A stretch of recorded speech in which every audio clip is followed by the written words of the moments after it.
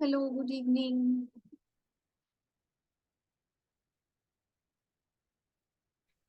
Good evening.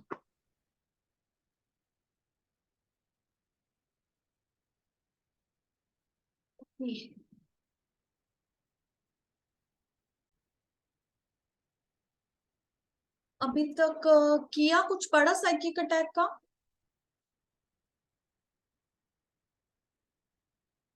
कोई doubt तो नहीं है? आगे चले हम।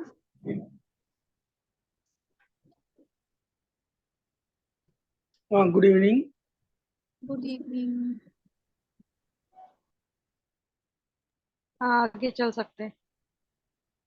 ठीक है, एक मिनट मुझे देखना पड़ेगा क्या है टॉपिक आगे।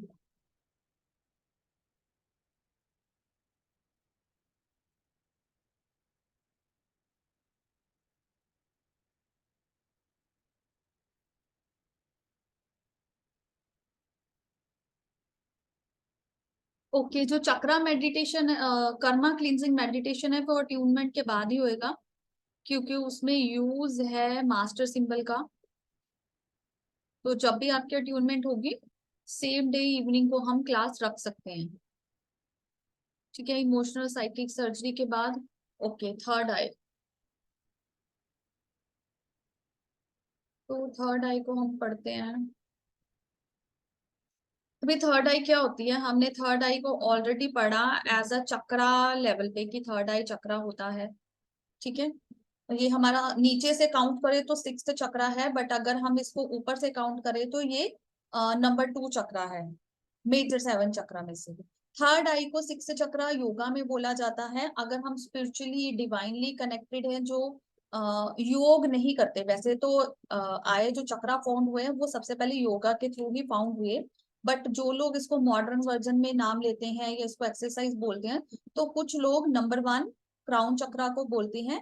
बट 90% और जो ट्रूथ अगर मैं बोलूं, वो है हमारा नंबर 1 इज रूट चक्रा, क्योंकि फर्स्ट ऑफ ऑल हम अर्थ प्लैनेट हैं, हम अर्थ रैम पे रह रहे हैं, तो धरती से कनेक्टेड हैं, तो इसलिए धरती हमारा जो है वो फर्स्ट चक्रा काउंट होता है, जो कि रूट चक्रा है, जो धरती को कनेक्ट कर रहा है हमें।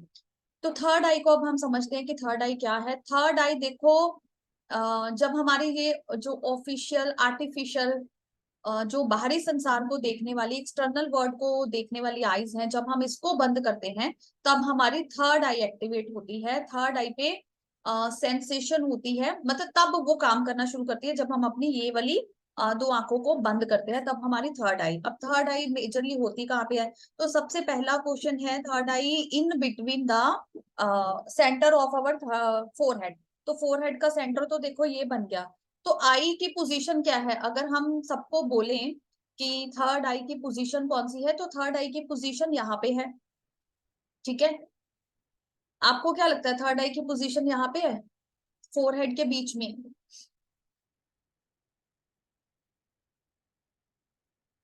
फोरहेड। सभी लोग तो ऐसे ही कहते हैं। दोनों ब्रोस। हाँ, बोलिए। हम्म।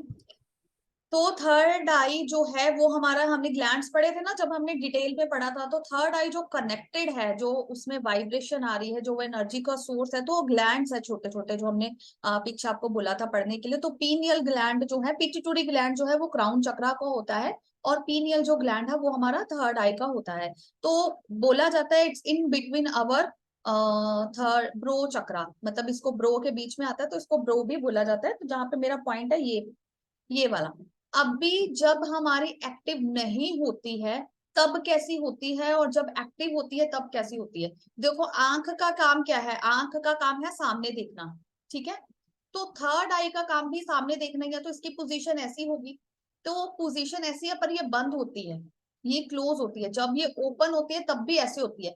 जब डिस्ट्रक्टिव होती है, मतलब पॉजिटिव वे में ओपन है, तो ऐसे ही है जैसे अभी हमारी हॉरिजॉन्टल, मतलब हॉरिजॉन्टल है ना ये, तो इस तरह से हमारी आई जो है वो ओपन होती है। लेकिन जब डिस्ट्रक्टिव वे में ओपन होती है, मतलब नेगेटिव वे में ओपन होती है, नेगेटिव एनर्जीज के थ्रू ओपन होती है, या नेगेटिव पीपल के इन्फ्लुएंस पे आके ओपन होती है, तो कुछ भी ऐसा डिस्ट्रक्टिव डैमेज, तब वो अपना एंगल चेंज कर लेती है, तब वो वर्टिकल शेप में आ जाती है।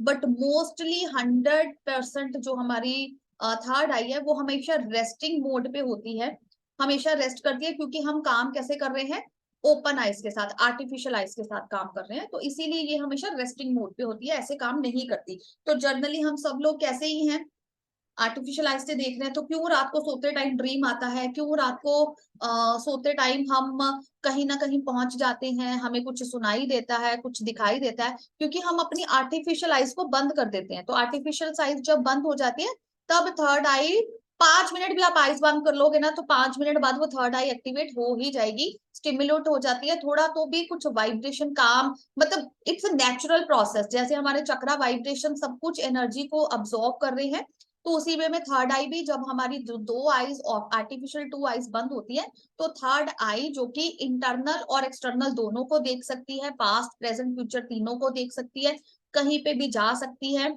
क्योंकि वो ब्रह्मांड से ऊपर का चक्रा है, स्काई लेवल पे, और स्काई तो हमारा थ्रोट चक्रा है, तो ये थॉट लेवल आ जाता है, तो वो थॉट लेवल पे कनेक्ट हो जाती है, तो वो ओपन हो जाती है। तो उसी की वजह से जब हम सोते हैं तभी हमें ड्रीम सोते हुए ही आते हैं, हमें कुछ सुनाई देता है, कभी तो भी कोई पर्सन डर जाता है या कोई खुश हो जाता है, कुछ बार देखते हैं ना, सोते सोते कोई पर्सन स्माइल कर रहा होता है, हंस रहा होता है। अच्छा, कभी भी अपने आप को ही ऑब्जर्व कर लेना, सुबह उठ के किसी को भी बोल के रखना, या अपनी फैमिली मेंबर्स को वैसे ही ऑब्जर्व करना, सोते हुए कितने काम पीसफुल, मतलब चाहे तो वो झगड़ा करके भी सोए हो रात को, लेकिन सोते हुए देखोगे तो that person will be very peaceful, क्योंकि थर्ड आई एक्टिवेट हो जाती है और वो अपना काम करती है। तो हमारे लिए सोना क्यों जरूरी है, हम क्यों सोते हैं 24 आवर्स में, बोला गया कि 8 घंटे या 6 घंटे सोना बहुत जरूरी है।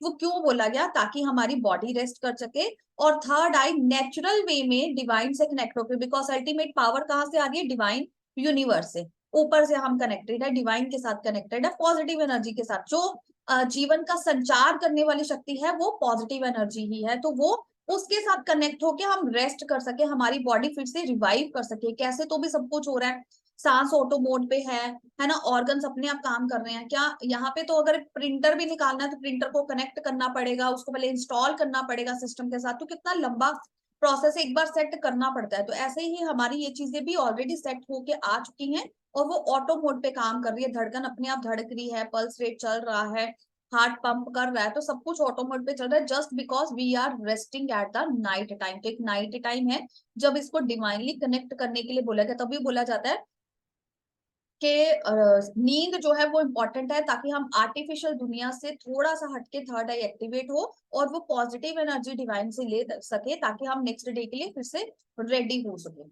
तो this is all about third eye, कि वो क्या होती है और कैसे कनेक्ट करती है, क्योंकि इसका बहुत ही इंपॉर्टेंट रोल है। जैसे हमने कुंडलानी को थोड़ा सा समझा था, तो बाकी स्टोरीज बहुत ज्यादा हैं थर्ड आई को लेके, जितना आप डीप में जाता जाओगे उतनी ही आपको इसकी नॉलेज मिलेगी। जब आपकी थर्ड आई एक्टिवेट होती है और आपको आगे पीछे नीचे ऊपर सब दिखाती है, तब वो हमेशा वर्टिकल फॉर्म में आएगी। I have experienced it. आप अगर चाहते हो कि आप धरती से इतना सा भी उठ जाओ, आधा इंच भी उठना चाहते हो, तो आपकी थर्ड आई का वर्टिकल होना इज इम्पोर्टेंट, क्योंकि वो तभी आप धरती को तभी छोड़ पाओगे, ग्रेविटेशनल फोर्स को तभी छोड़ पाओगे जब थॉट लेवल पे आप स्काई में ट्रेवल करोगे। स्काई तो हमारा थ्रोट चक्रा है, तो ये जो है हमारा थर्ड लेयर, थर्ड स्काई बोल सकते हैं या फिर थॉट लेवल बोल सकते हैं। और crown chakra is completely upper level, 7th sky है ना, हेवन बोल सकते हैं, डिवाइन में पहुंच गए, ब्रह्मांड में पहुंच गए, तो इस तरह से हम इसको बोल सकते हैं। बहुत सारे हैं। अभी अगर हम अपने इंडिया में देखें तो बिंदी लगाना लेडीज के लिए या टिक्का लगाना क्यों इम्पोर्टेंट है ना। तो पहले तो हम टिक्के की बात करेंगे। टिक्का जिसको हम तिलक बोलते हैं, कोई भी कलर का होता है, कहीं पे रेड कलर का लगाया जाता है, येलो चंदन का लगाया जाता है, सिंदूर का लगाया जाता है। डिफरेंट डिफरेंट कलर को हम यहाँ पे नहीं देख रहे, हम सिर्फ देख रहे हैं कि टिक्के का पर्पस क्या है, तिलक लगाने का पर्पस क्या है। हम टेम्पल में जाते हैं ताकि वो हमें तिलक करते हैं ताकि हमारी थर्ड आई एक्टिव हो, वहां पे वाइब्रेशंस हैं, तो वो हमें स्पिरिचुअल ग्रोथ करने के लिए हेल्प करते हैं, तभी हमें तिलक लगाया जाता है और माथे के बीचों बीच लगाया जाता है। बट जितनी मैंने स्टडी करी है, जो मेरा अपना एक्सपीरियंस है, ये जितनी थर्ड आई आपकी नीचे आती जाएगी, मतलब पॉइंट इज दिस, तो जब वो खुलती है, वो जितनी नीचे आती जाएगी उतनी ही आपकी थर्ड आई जो है उसका एक्टिव होने का, उसके ओपन रहने का जो स्कोप है वो ज्यादा होता है, वो उतनी ही सेंसिटिव होती है, मतलब राइट वर्ड इज सेंसिटिव होती है। टुवर्ड्स ईच एंड एवरीथिंग, क्योंकि हर टाइम तो हम आंखें बंद करके नहीं रख सकते। हम सब कुछ काम कर रहे हैं, इस लाइफ को एंजॉय कर रहे हैं, सब कुछ कर रहे हैं। तो वो अपनी शेप को चेंज ना करते हुए जब वो थर्ड आई थोड़ी थोड़ी नीचे आती है, मतलब बैलेंस में आने की कोशिश करती है, जब वो बैलेंस में आती है तभी आप ट्रेवल कर सकते हो। ये कभी भी ऊपर नहीं होती, जो हमने स्टार्टिंग में पढ़ा, दिस इज कम्प्लीटली मिथ कि ये मिडल में होती है।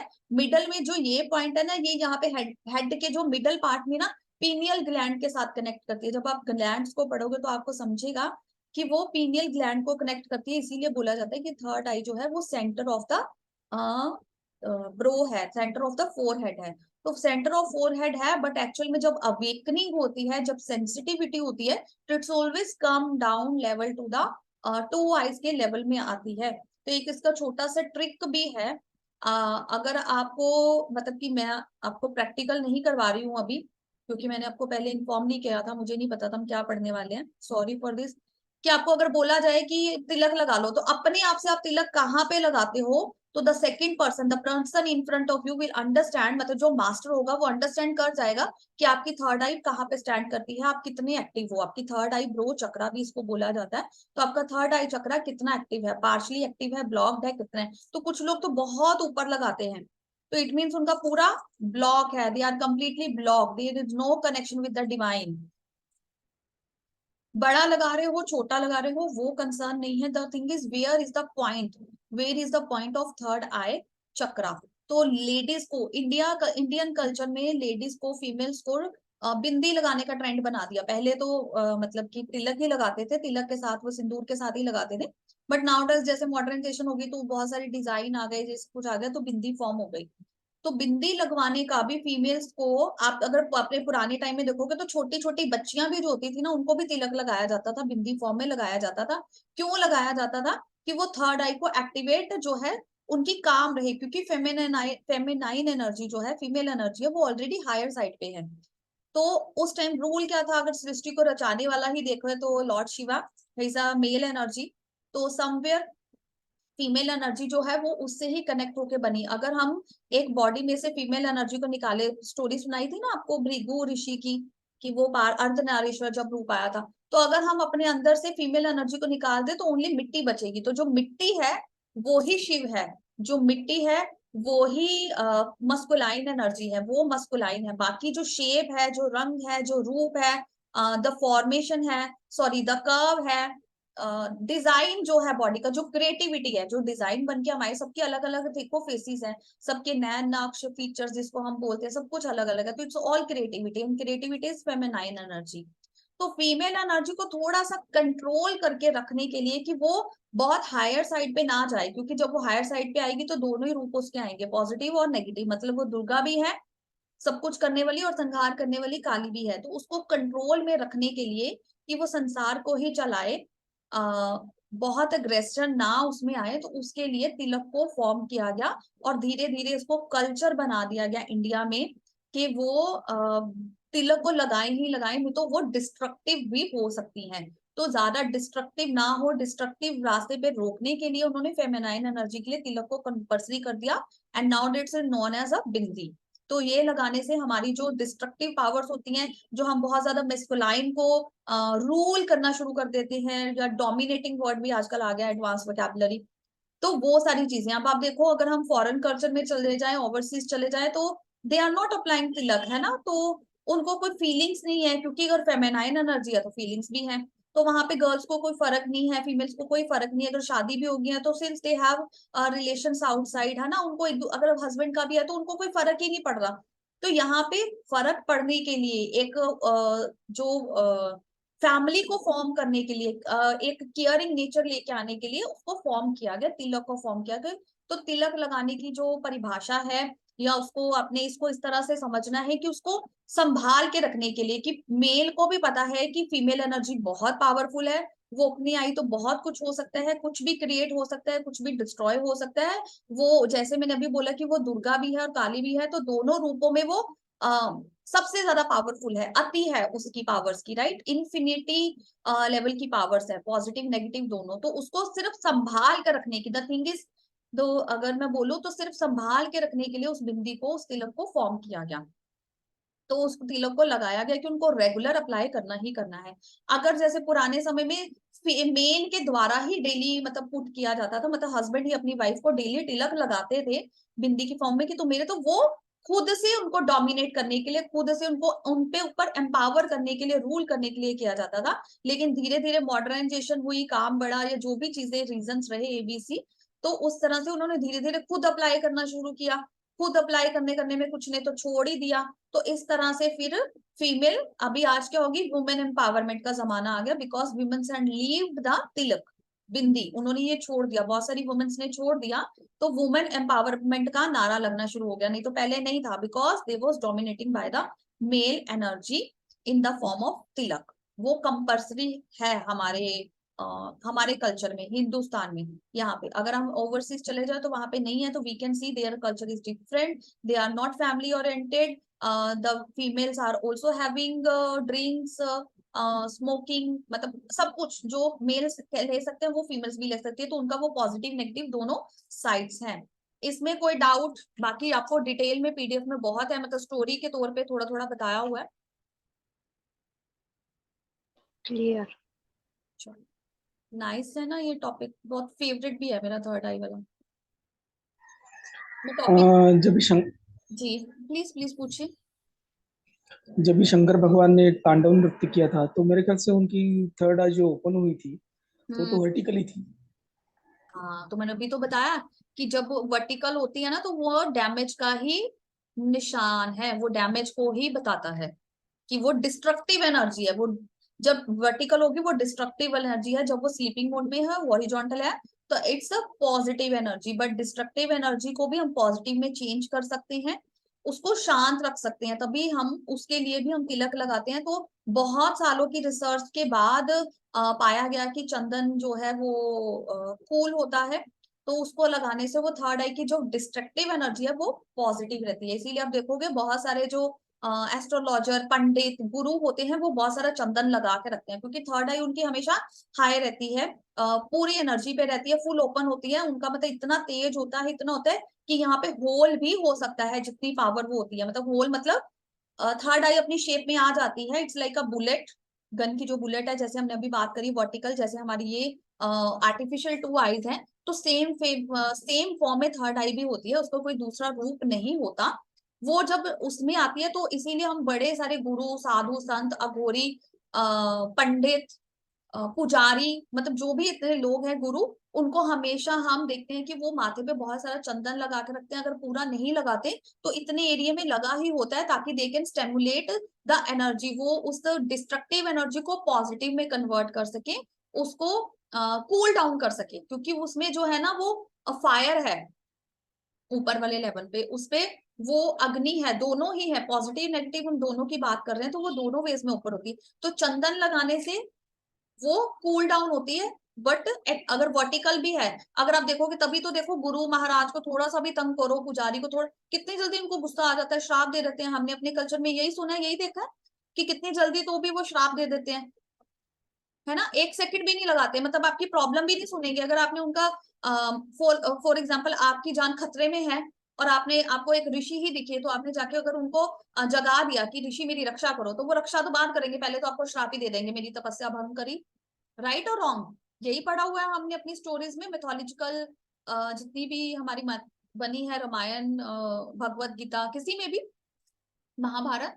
तो ऋषि मुनि, सेज, संत, जिनको हम बोलते हैं गुरु हैं, उनको, क्योंकि जितना आप मेडिटेट करोगे ना, उतना आपका एंगर भी बढ़ेगा, क्योंकि वो थर्ड आई एक्टिवेट होती है, और वो दोनों लेवल पे होती है, पॉजिटिव और नेगेटिव। और उसको गुस्सा, पता मतलब लूपहोल इज दिस, थोड़ा जो मैंने जज किया, उसको गुस्सा क्यों आता है, क्योंकि हम उसको बंद रहने के लिए बोलते हैं, हम खोल के अपने दो नेत्र रखते हैं, और इससे हम दुनिया को देखने की कोशिश करते हैं। तो one side we are going on the up side, we are going to connect with the divine energy, हम कहते हैं हमें स्पिरिचुअल होना है, हमें आध्यात्मिक होना है। Another side we are doing the lower zone activities, है ना, तो लोअर जोन की एक्टिविटीज कर रहे हैं, अर्थ की एक्टिविटीज कर रहे हैं, कि अर्थ पे चल भी रहे हैं, अर्थ का खाना भी खा रहे हैं, अर्थ की बातें भी कर रहे हैं, सुन भी रहे हैं, मतलब इस ब्यूटीफुल वर्ल्ड को एंजॉय भी कर रहे हैं। तो फिर थर्ड आई को वो गुस्सा भी आता है, तो वो इसीलिए उस वे में वो डिस्ट्रक्टिव भी होती है। मैंने अपनी थर्ड आई को दोनों तरह से एंजॉय किया हुआ है। इवन मेरे हस्बैंड ने देखा हुआ है कि जब मैं बहुत मतलब कि किसी टाइम होता है ना कि हम बहुत कनेक्टेड फील करते हैं, साल में कोई 1-2 महीना ऐसा आता है जब हम बहुत कनेक्टेड करते हैं, बहुत डीप चले जाते हैं, बहुत ज्यादा, कि ऐसे बैठे बैठे भी ना यू हैव सेंसेस, ऐसे बैठे बैठे भी ना आपको मतलब पता चलता है कि थर्ड आई एक्टिवेट है, वो सेंसिटिव है। तो मुझे नहीं पता था, वेरी फ्रेंकली मुझे नहीं पता था कि मैं थर्ड आई पढ़ाने वाली हूँ, बट थोड़ा सा पता था कि ये टॉपिक आने वाला है, बट अभी पढ़ाने वाली हूँ नहीं पता था। तो पहले ही उसको कूल डाउन करने के लिए कि वो नहीं ज्यादा एक्टिवेट हो, या मैंने बिंदी लगाई है, देख लो। तो दिस इज डिवाइन कॉलिंग, अपने आप आता है वो जब आप कनेक्टेड होते हैं कि कंट्रोल रखना है। Otherwise use to put the tilak, एक बार सुबह तिलक लगाते हैं तो वो वैसे यूज टू गो टू मंदिर, ऐसा कोई पर्पस नहीं है। मैं ये नहीं बता रही हूँ कि लगाना चाहिए या मैं लगाती हूँ, इट्स नॉट लाइक दैट कि मेरा जरूरी है लगाना, बट जब मैं लगाती हूँ मतलब अपने घर में हम जब पूजा अर्चना करते हैं मैं उनको लगाती हूँ, तो same I apply, instead of wiping my hand, है ना, हाथ को पोंछना या साफ करना, instead of doing that I just apply on my self. ठीक है, कि उनके आशीर्वाद के रूप में लगाया। तो फिर अगर फेस वॉश किया है, कुछ किया है, तो उसके बाद ठीक है, कंटिन्यू जैसे डे हो रहा है। तो थर्ड आई की मिस्ट्री बहुत है, मैंने थोड़ा और डिटेल में भी आपको दिया है पीडीएफ में, जो भी मैंने 2-3 जगह से सीखा है, और बाकी टेक्नोलॉजीज के साथ भी मैंने सब मिक्स और मैच करके डाला है। इट्स अ डीप, कि आपको हर तरह से हर एग्जाम्पल में समझ आए। एंड नेक्स्ट इज द हाँ, एक और इम्पॉर्टेंट है शीर्ष आसन। योगा का एक शीर्ष आसन है, वो कभी नहीं करना चाहिए। अगर आपको अपनी थर्ड आई एक्टिवेट करनी है तो हमेशा त्राटक क्रिया करो। त्राटक क्रिया का थोड़ा सा बता देती हूँ। कैंडल गेजिंग होता है, बट कैंडल गेजिंग होता है बिल्कुल आई लेवल पे, मतलब आंख नीचे, ऐसे ही नहीं कि आपकी आंखें का एंगल यहाँ पे और आप नीचे देख के उसको कर रहे हो। तो जब आप बैठे हो you have to set a table और समथिंग, कि आपकी कैंडल फ्लेम जो है वो बिल्कुल आपकी आई सेट के लेवल पे हो, it should not go down, मतलब आप नीचे नहीं करोगे, क्योंकि आप खुद समझो अभी हम इतने अवेयर हो गए हैं, लेवल 3 पे पहुंच गए हैं, इतना कुछ पढ़ लिया है। आप नीचे करोगे तो वो आपका कनेक्शन सेट नहीं बैठेगा, यू आर गोइंग डाउन, आप फिर से ग्रेविटेशनल फोर्स की तरफ ही आ रहे हो। बेंड करने का मतलब, नीचे देखने का मतलब, नीचे झुकने का मतलब, you are going towards the gravitational force, आप अर्थ की तरफ जाते हो। हमें हाई लेवल पे जाना है तो यू हैव टू बैलेंस, बिल्कुल हाई लेवल पे होना चाहिए। किसी की देख रेख में करोगे, स्टार्टिंग के जो 10-12 दिन होते हैं देख रेख में करोगे, अंधेरे में करना होता है हमेशा हमेशा त्राटक क्रिया। मैं तो स्पेशल क्लासेस लेती थी पहले, अभी नहीं ले पाती हूँ क्योंकि मेरी डॉटर छोटी है और मुझे इतना स्पेस नहीं मिलता। और स्पेसिफिकली हम रात में करते हैं क्योंकि डे लाइट बिल्कुल नहीं आता। अगर आप दिन में कर रहे हो तो मेक श्योर कि कमरा ऐसा हो आपका जहाँ पे बिल्कुल डार्क है, मतलब अगर आपने लाइट ऑफ कर दी तो it should be completely dark, कि आप खुद को भी ना देख सको। आप अगर अपने खुद के हैंड फीट कुछ भी देखना चाहो तो you are not able to see, इतना डार्क होना चाहिए कनेक्शन को बनाने के लिए। किसी की देख रेख में करोगे और लेवल सेम होना चाहिए आई लेवल का, और फैन ऑफ होएगा, है ना, फैन एसी कुछ भी नहीं होगा। अगर आपको टेम्परेचर इशू है तो आप पहले एसी ऑन करके मतलब एरिया वाइज डिपेंड करता है ना, तो पहले ही कूलिंग कर लोगे अच्छे से कि आपको फिर गर्मी ना लगे। ठीक है, क्योंकि अगर ऐसा होगा तो ऑब्वियसली आपका ध्यान भंग होगा, you will not able to connect. या फिर पहले रेकी से अपने 7 चक्राओं को अच्छे से बैलेंस कर लेंगे कि इफेक्ट ना आए बॉडी पे। राइट, बहुत सारे वेज हैं, देख रेख में करना बहुत इंपॉर्टेंट है। और स्टार्टिंग में हम 2 से 3 मिनट से ज्यादा नहीं करते, ये बहुत इंपॉर्टेंट है। पहले के 20 से 21 दिन हम 2-3 मिनट से ज्यादा बिल्कुल नहीं करते, और जैसे ही हम त्राटक क्रिया करते हैं इमीडिएटली हमें लेटना होता है, आप खड़े नहीं होगे, क्योंकि इमीडिएटली आप खड़े हुए आपको चक्कर आएगा, कुछ भी दिखाई नहीं देगा। और वो हेडेक जो होने वाला ना, वो दुनिया का कोई डॉक्टर ठीक नहीं कर पाएगा, वो अपने आप ठीक होगा 3 से 4 दिन में। तो हमें तो कंटिन्यूस प्रैक्टिस करनी है, हम ब्रेक नहीं ले सकते, you have to continue practice for the 30 days। तो उसके बाद आपकी आई सेट जो है वो ठीक होगी। त्राटक क्रिया से आपकी आईज का विजन भी ठीक होता है, क्योंकि थर्ड आई एक्टिवेट हो जाती है। तो जब वो होगी तो हमारी जो आर्टिफिशियल आईज का जो विजन अगर खराब है किसी भी वजह से, कम है, ज्यादा है, दूर का, नजदीक का, तो वो भी ठीक होता है। त्राटक क्रिया इंपॉर्टेंट है। शीर्ष आसन में इसलिए मना कर रही हूँ कि अगर आपने देखा होगा या क्लास खत्म होने के बाद इंटरनेट पे सर्च करोगे तो वो सर के बल उल्टा, हम जमीन पे होते हैं, हमारी लेग्स ऊपर होती हैं, फीट टुवर्ड्स द स्काई होते हैं। तो अगर आपको स्पिरिचुअल ग्रोथ करनी है तो ये सबसे डेंजरस हो सकता है, क्योंकि हमारा ब्लड फ्लो जो है वो उल्टा सर्कुलेट होता है, और आफ्टर ऑल रहना हमें धरती पे ही है। ठीक है, और फीट के बल ही रहना है। पैरों के बल पर ही रहना। तो अगर आप सिर नीचे लगाओगे, क्राउन चक्रा को उसके साथ टच करोगे, तो क्राउन चक्रा का अल्टीमेटली काम क्या है? Crown chakra is connected with the divine heaven, third eye is connected with the third sky, thought level पे, and throat chakra is connected to the sky, जो हम नेक्ड आइट से देख सकते हैं, जो हमें ऊपर देखने से दिखाई देता है। तो हम अगर उल्टे लेवल पे जाएंगे तो वो हमारे साथ लाइफ में सब कुछ उल्टा। अगर तो आप अपना ये लाइफ को छोड़ के बिल्कुल भोगी छोड़ के योगी बनना चाहते हो, उस लेवल में जाओ, तो ये आई रिकमेंड 50% फिर भी। बट अगर नहीं तो शीर्षासन किसी के बोलने पे भी मत करना। This is not my self and tested, but जिन किसी से भी मैंने कनेक्शन में आई हूँ, बहुत सारे लोगों के कनेक्शन में जिन्होंने किया है, वो उल्टे पांव आज किसी ना किसी तो भी बीमारी का शिकार है और मौत पे उनकी हो नहीं रही थी। बहुत डिफिकल्ट सिनारियो था, मतलब this going to be a negative worst time आपको दिखा सकता है शीर्ष आसन। आप डिटेल में भी इसमें है बहुत सारी चीजें के हिसाब से, वो आप पढ़ सकते हो। मैंने आपको उसका कंक्लूजन बताया है कि ये खराब हो सकता है जी। जो त्राटक क्रिया करते हैं तो चश्मा पहन के करते हैं या बिना चश्मे के करते हैं? चश्मा उतार के। तो किसी का नंबर ज्यादा है तो उसको तो दिखेगा भी नहीं, वो जो फ्लेम है, तो आपको दो तीन वो फेडेड दिखेगी। अगर बहुत ज्यादा विजन का प्रॉब्लम है तो स्टार्टिंग में आप उसके साथ कर सकते हो, चश्मे के साथ, लाइक 10 दिन। बट उसके बाद आप उतार के करोगे तो आपका विजन भी क्लियर होगा। ओके। नेक्स्ट टॉपिक देखूं आपका। हमने स्ट्रेंथनिंग, ऑरा कंडीशनिंग सब पढ़ लिया है। ओके, अब नेक्स्ट आ रहा है ऑरिक शील्ड। ऑरिक शील्ड का मैंने ना लॉकडाउन में सिखाया था सबको, ऑरिक शील्ड बनाना नेचुरल वे में, कि कैसे बना सकते हैं। रेकी नहीं भी सीखी है तो कैसे बना सकते हैं। तो ऑरिक शील्ड पहले तो हम पढ़ेंगे क्या हो गया। ऑरिक शील्ड मतलब कि हम ऑरा के लिए एक शील्ड बना रहे हैं, फिर उसके आगे मैंने नेम लगा दिया एथरिक, और एथरिक ऑरिक शील्ड। तो एथरिक का मतलब क्या हो गया, हमें पता है ना, हम कई बार बोलते हैं बारिश के दिनों में, रेनी सीजन है तो अर्थ कर रहा है, करंट आ रहा है, स्विचेस में जो ऑफ भी है उसमें भी आ रहा है, तो वो अर्थ के साथ कनेक्ट करता है करंट। तो इसी तरह से हमने with the help of earth energy जो एथरिक ऑरिक शील्ड है वो अपने अराउंड बनानी है। ये बहुत पावरफुल होती है। इसको में हम अपने आप को एक सूक्ष्म लेवल पे, जो हम बोलते हैं सबटल लेवल पे, ऑरे को बहुत छोटा कर लेते हैं, उसके लेवल पे बनाते हैं। अपने ऑरा को छोटा करके हम एक कैंडल की फ्लेम, जो हमने अभी पढ़ी त्राटक क्रिया में मैंने समझाया, तो जो एक दिए की फ्लेम या कैंडल की जो फ्लेम है उसके जितनी छोटी करके हमें उस कैंडल के अंदर बैठ जाना होता है फॉर द प्रोटेक्शन। तो जो एथरिक ऑरिक शील्ड है बेसिकली इट्स अ प्रोटेक्शन। जैसे कि मैंने अभी बताया कि मैंने कोरोना में सिखाया था स्टार्टिंग में ही सबको, कि कम से कम सब अपनी Auric shield, etheric Auric shield बना के रखो, ये बहुत पावरफुल है। इससे आपको कोरोना नहीं होगा, मतलब पर्पस वही था उस टाइम पे कि हमें कोरोना ना होगा। और जब मैंने अपनी मास हीलिंग बनाई थी कि मास हीलिंग हम करेंगे सबको, तो उसमें हर संडे हम एथरिक ऑरिक शील्ड ही बनाते थे। तो सो मैनी लूपहोल्स कि मैं कौन सा काम ने कैसे किया या कैसे करते थे वो डिस्क्लोज किए आपके साथ। तो आई विश कि आप भी अपना कुछ ना कुछ नया बनाओगे, कुछ ना कुछ अच्छा करोगे, जो बहुत सारी प्रैक्टिस करोगे। तो इसी तरह से हम मेंटल ऑरिक शील्ड या स्पिरिचुअल ऑरिक शील्ड भी इसको बोल सकते हैं।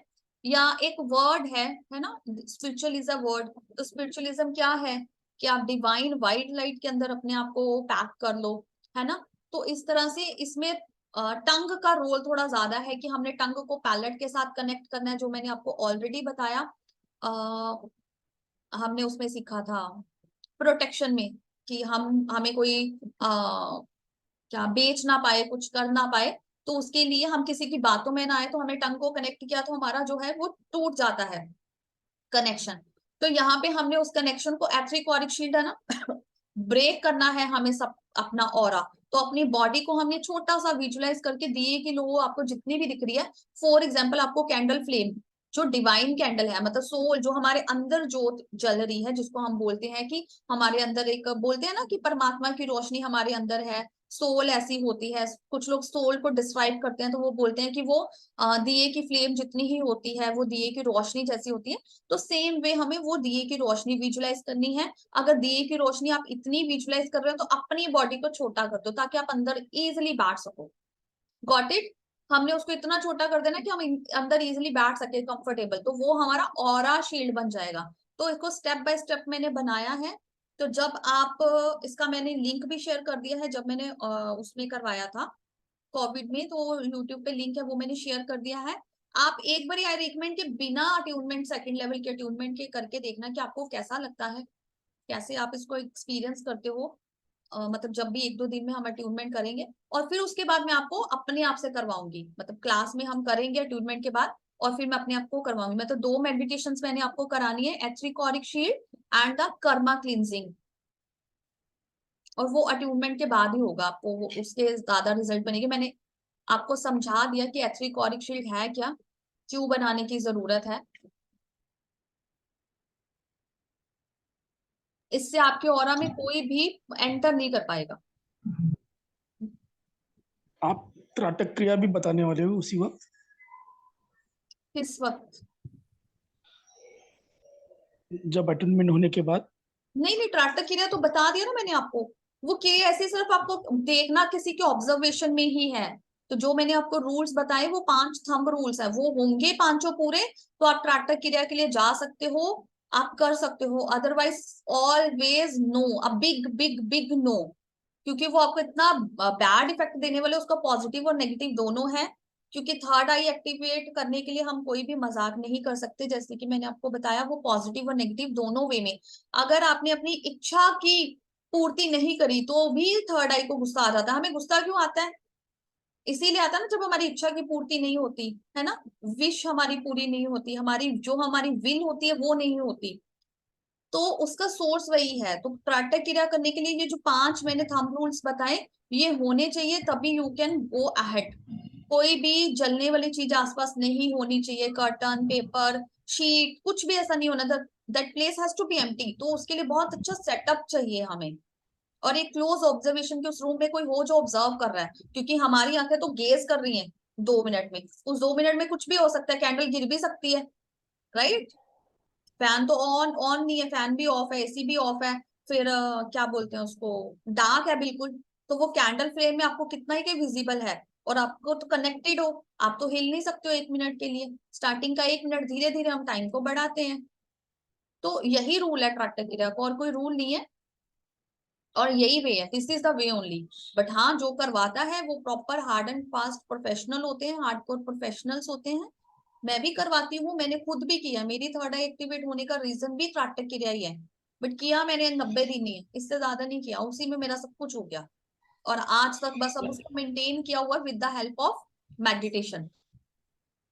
यानी कि आपने अभी त्राटक क्रिया का अर्थ बताया, मत त्राटक क्रिया कैसे करनी है वो नहीं बताया। मैंने ये बताया कैसे करनी है, बता तो दिया, यही है, सिर्फ कैंडल को गेज करना है, सॉरी कैंडल फ्लेम को गेज करना है, तो बिना। आंख से पानी भी आता होगा? बहुत, वही तो बोल रही हूँ, स्टार्टिंग में डिफिकल्ट है। स्टार्टिंग में 1 मिनट 30 सेकेंड से भी शुरू कर सकते हो, डिपेंड्स पर्सन टू पर्सन कितना है। मैं 1 मिनट कर लेती थी, मेरे को हो गया था स्टार्टिंग में, 2 दिन मुश्किल हुई, तीसरे दिन से मैं 1 मिनट के लिए बिल्कुल कंफर्टेबल हो गई। जैसे ही आप 1 मिनट में कंफर्टेबल हो, उसको 1.5 मिनट कर दो, 1.5 मिनट में कंफर्टेबल होए तो 2 मिनट। तो इस तरह से करते करते आप अपना टाइम ड्यूरेशन बढ़ा सकते हो। I reach to the limit 60, तो दैट्स द रीजन कि मेरी आई साइड भी ठीक है। मेरा नंबर 2.5 हो गया था, 2.5 पौने 3 था, 2.75 मेरा आइस का नंबर हो गया था, and now it is only 0.75। तो फ्लेम के सेंटर में देखते हैं, टिप में देखते हैं, टॉप में देखते हैं? जहां आपको दिखे, सिर्फ उसकी जो लॉ है ना, जो कैंडल फ्लेम की लॉ आती है उसको देखना है, और कहीं नहीं देखना। आपका सेंटर पॉइंट वही है, और वो बिल्कुल आंखों के सामने पैरेलल। जैसे जैसे आपकी कैंडल फ्लेम छोटी होती जाएगी, आपका अपने आप आएगा, लेकिन 1 मिनट में छोटी नहीं होगी कैंडल, राइट? तो तो आप स्टार्टिंग तो आपको, आंख से पानी आने के बाद आंख तो अपने आप बंद हो जाएगी ना? नहीं वही तो प्रैक्टिस है, वो करने से आएगा।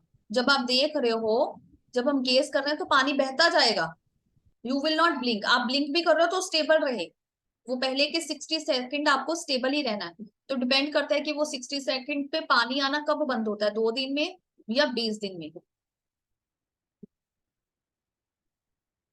अगर जल्दी होता है तो इसका मतलब आप ऑलरेडी कहीं ना कहीं लेवल पे हो, अच्छे लेवल पे हो थर्ड आई के, जैसे मैंने आपको अपना बताया। तो हमें करना है नहीं करना है? आपकी मर्जी, अगर आपके पास कोई है आपको लोस ऑब्जर्वेशन करने के लिए। बच्चे हैं घर में तो बिल्कुल नहीं, कंप्लीटली नो।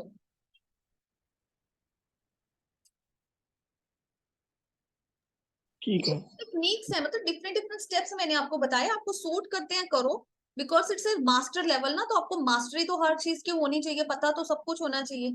ये नहीं कि आप तो मास्टर हील और आपको पता ही नहीं है थर्ड आई को कैसे कैसे एक्टिवेट कर सकते हैं, या टेक्निक्स क्या, एक्चुअली टेक्निक्स के नाम तो पता होना चाहिए, थोड़ी उसकी डेफिनेशन तो पता होना चाहिए ना वो क्या है। तो फॉर दैट पर्सन पर्पस के लिए ही मैं आपको बता रही हूँ। और ये मैंने कंप्लीट बताया, नाटक क्रिया में और कुछ बड़ा नहीं है, सिर्फ क्लोज ऑब्जर्वेशन है, गाइडेंस है जो मैंने आपको दे दी।